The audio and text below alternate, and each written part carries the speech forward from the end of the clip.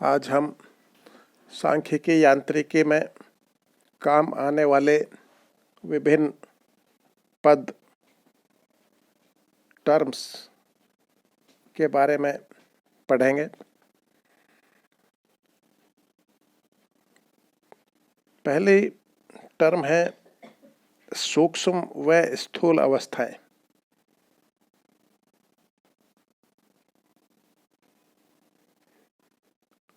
सूक्ष्म अवस्थाएं माइक्रोस्टेट्स और स्थूल अवस्थाएं मैक्रोस्टेट्स।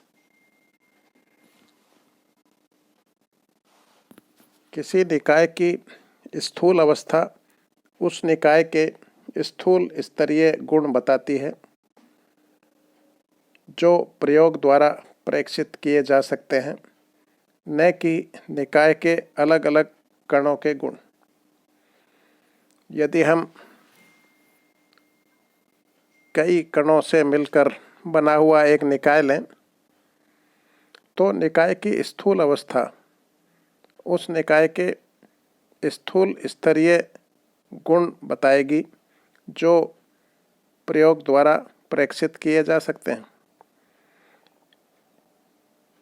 इस स्थूल अवस्था में हम निकाय के अलग अलग कणों के गुण नहीं बताएंगे।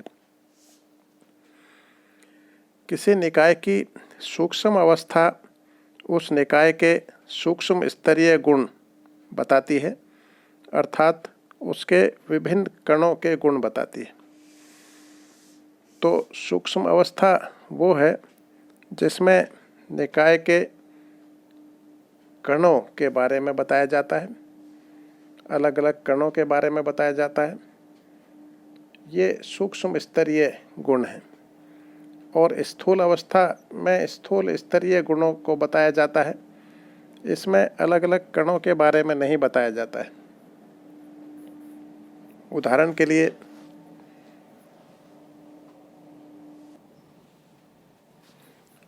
के लिए यदि हम 3 प्रभेद्य कण ए, बी और सी लें और इनको 2 भागों में बांटें तो इस तरह की 4 स्थूल अवस्थाएं संभव होती हैं। 0, 3, 1, 2, 2, 1, 3, 0 जो इस टेबल में दिखाई गई है। तो स्थूल अवस्था में हम ये बता रहे हैं कि पहले भाग में कितने कण हैं और दूसरे भाग में कितने कण हैं। हम यह नहीं बता रहे हैं कि कौन कौन से कण हैं। जब हम ये बता रहे हैं कि कौन कौन से कण किस भाग में हैं तो वो सूक्ष्म अवस्था है।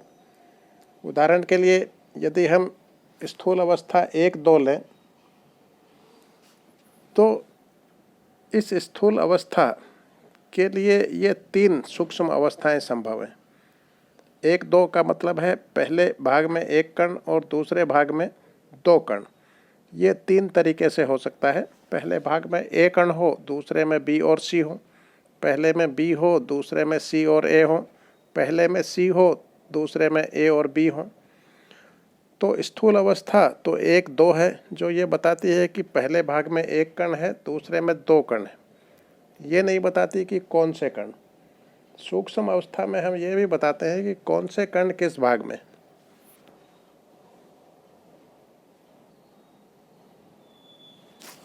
माना किसी निकाय में n एक समान कण v आयतन में है। यदि ni कणों की ऊर्जा EI है तो कणों की कुल ऊर्जा व कणों की कुल संख्या हम इस तरह से लिख सकते हैं।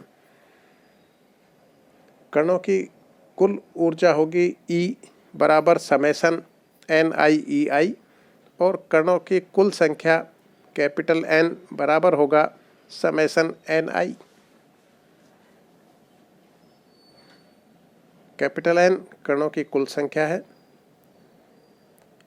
और Ni कणों की ऊर्जा EI है। इसका मतलब है कि N1 कणों की ऊर्जा E1 है, N2 कणों की ऊर्जा E2 है, N3 कणों की ऊर्जा E3 है, इसी प्रकार और। तो अलग अलग कणों की ऊर्जा अलग अलग है। I का मान 1, 2, 3, 4 रखते चले जाएं। इस तरह से ऊर्जा का विभाजन कणों के बीच किया गया है।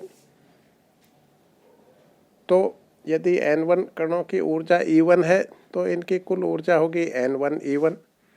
N2 कणों की ऊर्जा E2 है तो इनकी कुल ऊर्जा होगी N2 E2। तो पूरे निकाय की यानी सभी कणों की कुल ऊर्जा बराबर होगी N1 E1 plus N2 E2 plus N3 E3 and so on. और इस सब को हम लिखेंगे समेसन NiEi। आई का मान 1 2 3 4 करके रखते जाएं और प्लस करते जाएं, तो यह समेसन NiEi बराबर होगा N1 E1 plus N2 E2 plus N3 E3। और यह सभी कणों की यानी पूरे निकाय की कुल ऊर्जा E है। इसी तरह से कणों की कुल संख्या कैपिटल N बराबर होगी N1 plus N2 plus N3। इसको हमने लिखा है समेसन Ni।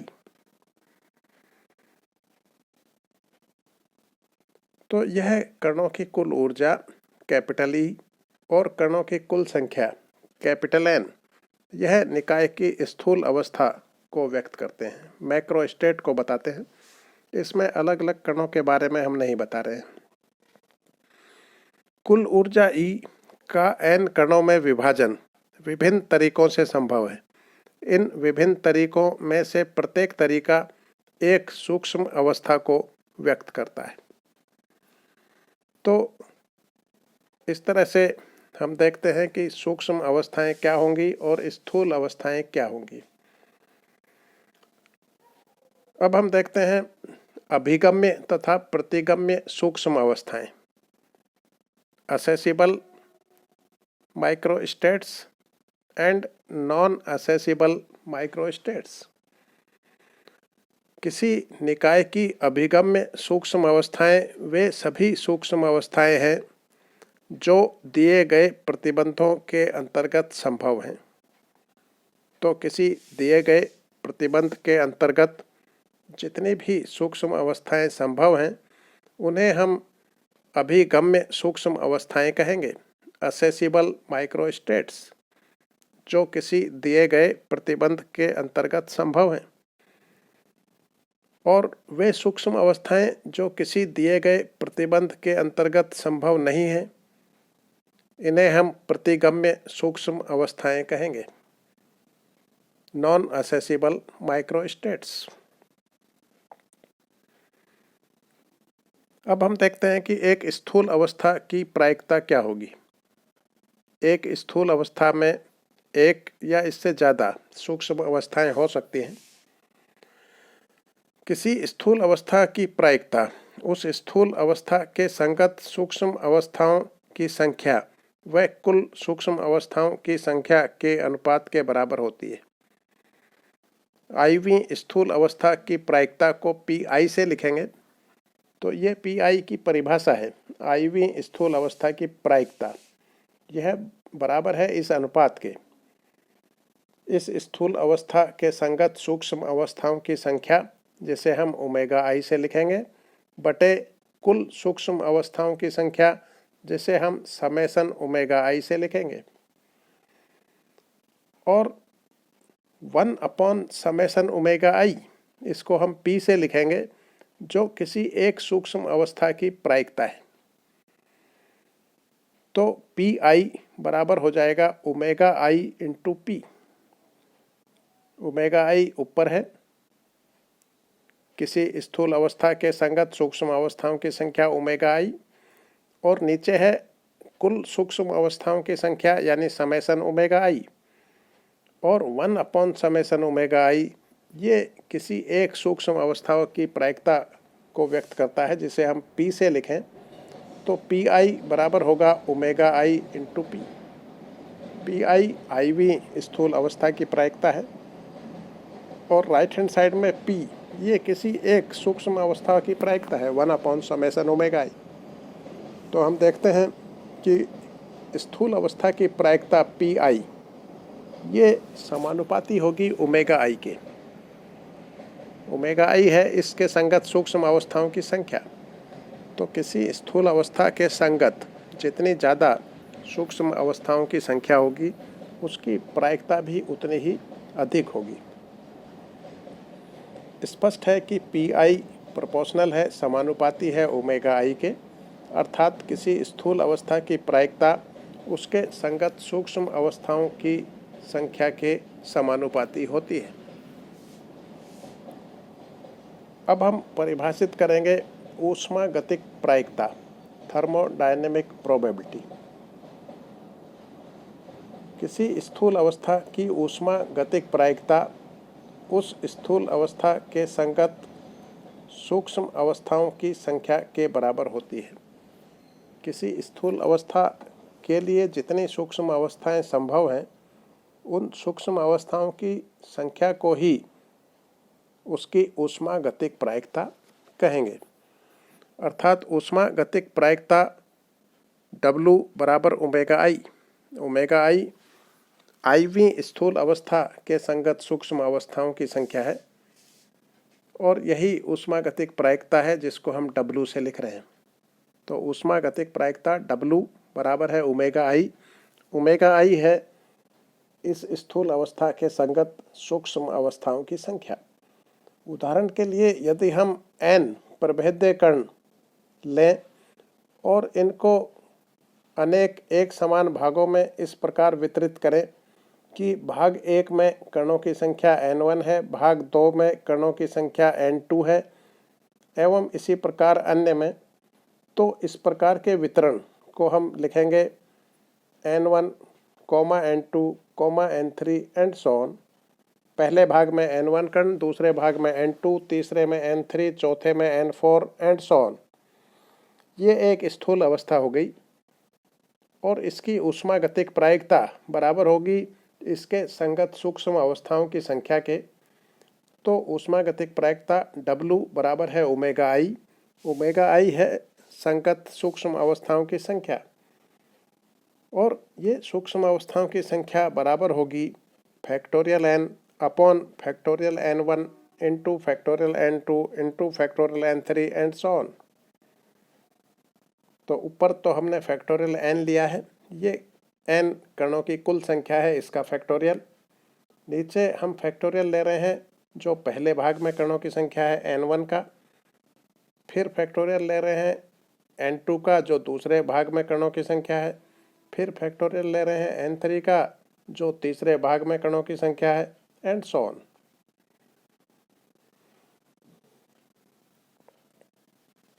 पूर्व प्रायिकता की समानता की परिकल्पना। सांख्यिकीय यांत्रिकी की यह एक मूल परिकल्पना है जिसके अनुसार किसी स्थूल अवस्था के संगत अभिगम्य सूक्ष्म अवस्थाओं में से प्रत्येक सूक्ष्म अवस्था की प्रायिकता समान होती है। पूर्व प्रायिकता की समानता की परिकल्पना यह है कि किसी स्थूल अवस्था के संगत जितने भी सूक्ष्म अवस्थाएं हैं उनमें से प्रत्येक सूक्ष्म अवस्था की प्रायिकता समान होगी।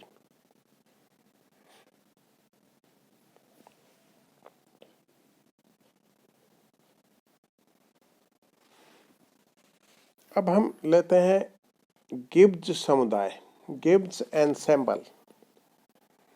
एक या एक से अधिक स्वतंत्र भाग मिलकर निकाय बनाते हैं। जैसे एक पात्र में बंद गैस, तो किसी पात्र में गैस के अणु बंद हैं, तो ये गैस के अणु मिलकर एक निकाय बना रहे हैं। यदि हम किसी निकाय के किसी स्थूल स्तरीय गुण को अधिक शुद्धता के साथ ज्ञात करना चाहते हैं तो हमें इस निकाय पर अत्यधिक प्रेक्षण लेकर उनका औसत ज्ञात करना चाहिए। तो किसी निकाय को लें और उसके किसी स्थूल स्तरीय गुण को ज्ञात करें, तो इसके लिए ज़रूरी है कि हम कई बार प्रेक्षण लें और फिर उसका औसत लें। प्रत्येक बार प्रेक्षण लेते समय निकाय की प्रारंभिक स्थिति एक समान रहनी चाहिए, जो अत्यंत कठिन है। और इसी कठिनाई को दूर करने के लिए गिब्स ने एक सुझाव दिया कि अलग समय पर प्रेक्षण लेकर औसत ज्ञात करने की बजाय एक ही समय पर समरूप निकायों के एक समूह, जिसे हम समुदाय कहेंगे, उसके लिए औसत ज्ञात कर लिया जाए। गिब्स के अनुसार एक निकाय की अपेक्षा उसी के समान स्थूल स्तर पर समान बहुत बड़ी संख्या में, माना कि कैपिटल एन, परस्पर स्वतंत्र निकायों पर विचार करते हैं जो मिलकर एक समुदाय बनाते हैं, जिसे गिब्स समुदाय या सांख्यिकीय समुदाय कहते हैं।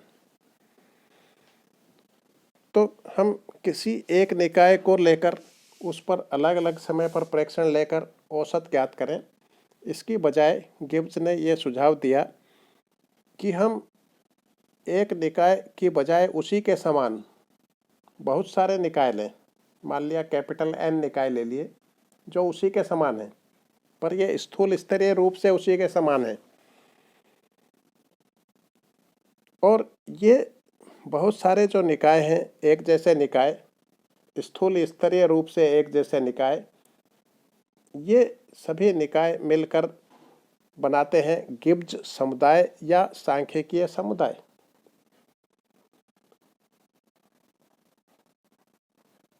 गिब्स समुदाय के निकाय एक विशेष अवस्था में न होकर सभी अभिगम्य अवस्थाओं में होते हैं। गिब्स समुदाय में जितने भी निकाय हैं, बहुत सारे निकायों से मिलकर गिब्स समुदाय बना है, तो जितने भी निकाय हैं ये अलग अलग विभिन्न सूक्ष्म अवस्थाओं में होते हैं। स्थूल स्तरीय रूप से तो सभी एक समान हैं, पर सूक्ष्म अवस्थाएं इनकी अलग अलग हैं।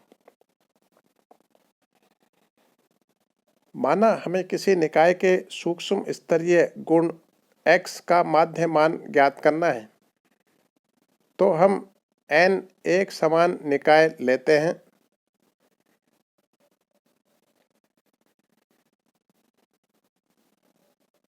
जिनमें से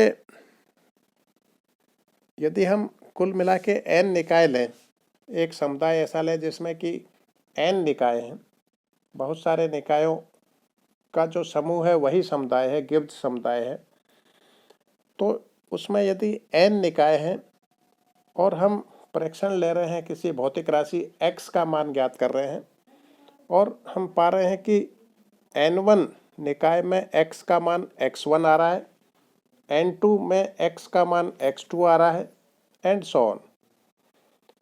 तो x जो भौतिक राशि हम ज्ञात कर रहे हैं, x इसका माध्य मान, जिसको हम इस तरह से लिखेंगे, x का माध्य मान बराबर होगा n1 x1 plus n2 x2 plus n3 x3 and so on upon n1 plus n2 plus n3 and so on.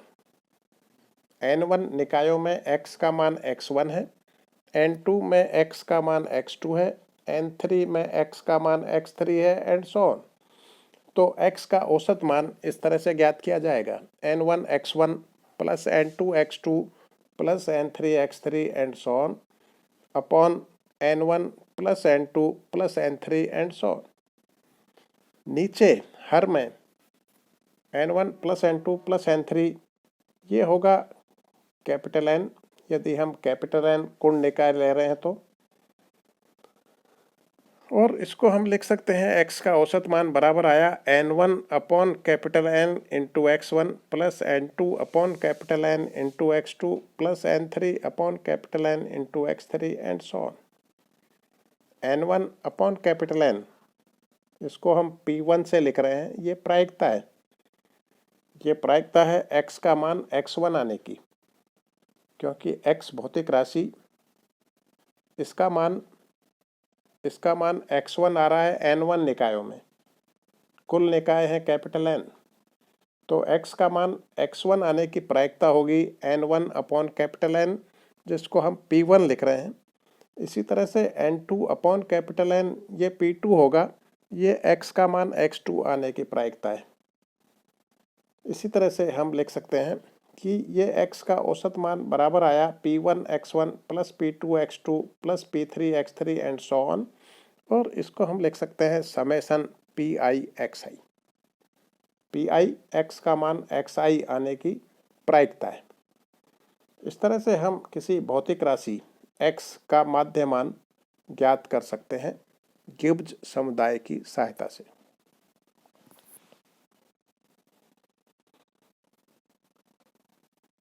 ये गिब्स समुदाय तीन तरह के हैं। पहला सूक्ष्म विहित समुदाय माइक्रो कैनोनिकल एंसेंबल, दूसरा विहित समुदाय कैनोनिकल एंसेंबल और तीसरा वृहत विहित समुदाय ग्रैंड कैनोनिकल एंसेंबल। अब हम देखें इन तीनों में क्या अंतर है। गिब्स समुदाय बहुत सारे निकायों से मिलकर बना है। तीन तरह का ये समुदाय है। पहला हम ले रहे हैं सूक्ष्म विहित समुदाय माइक्रो कैनोनिकल एंसेंबल। सूक्ष्म विहित समुदाय माइक्रो कैनोनिकल एंसेंबल ऐसा समुदाय जिसमें बड़ी संख्या में ऐसे स्वतंत्र निकाय हों जिनकी ऊर्जा कैपिटल ई, आयतन कैपिटल वी व कणों की कुल संख्या कैपिटल एन ये समान हो। ऐसे समुदाय को हम सूक्ष्म विहित समुदाय कहेंगे। तो सूक्ष्म विहित समुदाय ऐसे निकायों का समुदाय है जिनमें ई, वी और एन इनके मान समान रहते हैं, जैसा कि इस चित्र में दिखाया गया है। चित्र में बहुत सारे निकाय दिखाए गए हैं। सभी में ऊर्जा ई है, आयतन वी है और कणों की कुल संख्या कैपिटल एन है।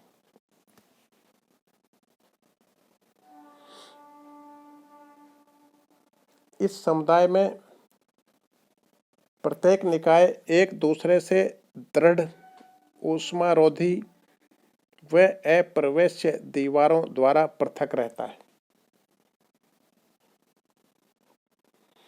ये सभी समुदाय एक दूसरे से इस तरह की दीवारों से पृथक हैं जो कि दृढ़ हैं। दृढ़ होने के कारण इनका आयतन नहीं बदलता है, आयतन v समान रहता है। ये दीवारें ऊष्मारोधी हैं, ऊष्मा का आदान प्रदान नहीं होता है, इसलिए ये कुल ऊर्जा E समान बनी रहती है। और ये दीवारें अप्रवेश्य हैं, एक भाग से दूसरे भाग में, एक निकाय से दूसरे निकाय में कोई कण प्रवेश नहीं कर सकता है, इसलिए कणों की कुल संख्या कैपिटल N समान है। तो E, V और N के मान समान हैं सूक्ष्म विहित समुदाय में माइक्रो कैनोनिकल एंसेंबल में। तो ये निकाय ऐसी दीवारों के द्वारा एक दूसरे से पृथक होंगे जो कि दृढ़ है। दृढ़ होने से V समान रहता है। ऊष्मारोधी है, ऊष्मारोधी होने से ऊर्जा E समान रहती है। और अप्रवेश्य है, अप्रवेश्य होने से कणों की कुल संख्या N एक समान रहती है। तो ये तो हुआ सूक्ष्म विहित समुदाय। अगला समुदाय है विहित समुदाय कैनोनिकल एंसेंबल। ऐसा समुदाय जिसमें बड़ी संख्या में ऐसे स्वतंत्र निकाय हों जिनके ताप कैपिटल T, आयतन कैपिटल V व कणों की कुल संख्या कैपिटल N समान हो, विहित समुदाय कहलाता है। तो विहित समुदाय ये इस चित्र में दिखाया गया है। इसमें सभी निकायों के लिए T, V और N के मान समान हैं। T ताप है जो एक समान है, V आयतन है जो एक समान है और N कणों की कुल संख्या ये एक समान है। आयतन V एक समान है, इसलिए ये ऐसी दीवारों द्वारा एक दूसरे से पृथक हैं जो दृढ़ हैं, तो आयतन V समान रहेगा। ये दीवारें अप्रवेश्य हैं जिससे कैपिटल N कणों की कुल संख्या भी समान रहेगी। और अब ये जो दीवारें हैं जिनसे ये निकाय एक दूसरे से पृथक हैं, ये सुचालक हैं। यदि ये सुचालक हैं तो सभी निकायों का ताप एक समान रहेगा, जिसे हमने कैपिटल T से लिखा है। तो ताप कैपिटल T एक समान रहे, इसके लिए ज़रूरी है कि ये सभी निकाय एक दूसरे से सुचालक दीवारों द्वारा पृथक हों। तो ये इन दोनों में अंतर है। सूक्ष्म विहित समुदाय में जो दीवारें थी ये कुचालक थी, जिससे कि कुल ऊर्जा ई नियत रहती थी। यहाँ ये दीवारें सुचालक हैं, जिसको हमने एक लाइन से दिखाया है। यहाँ ये दीवारें कुचालक हैं, जिनको दो लाइनों से दिखाया है।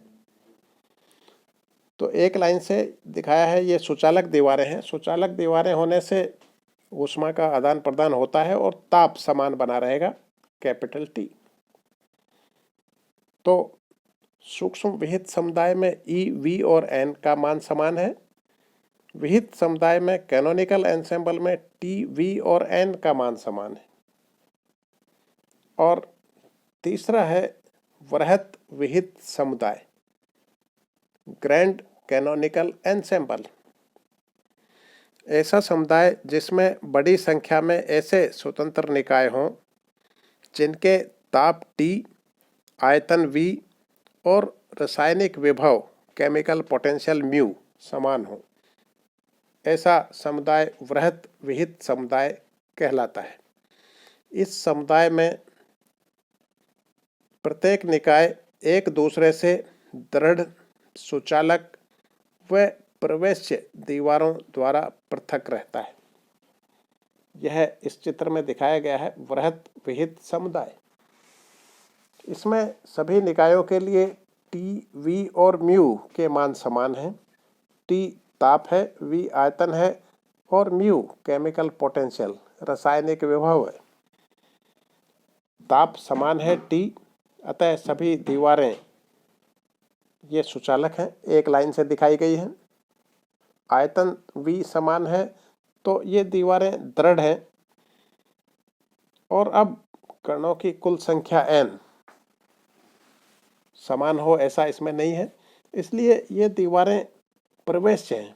कण एक से दूसरी निकाय में प्रवेश कर सकता है, इसलिए कणों की संख्या अलग अलग हो सकती है। रासायनिक विभव म्यू समान है, कणों की संख्या n अलग अलग हो सकती है।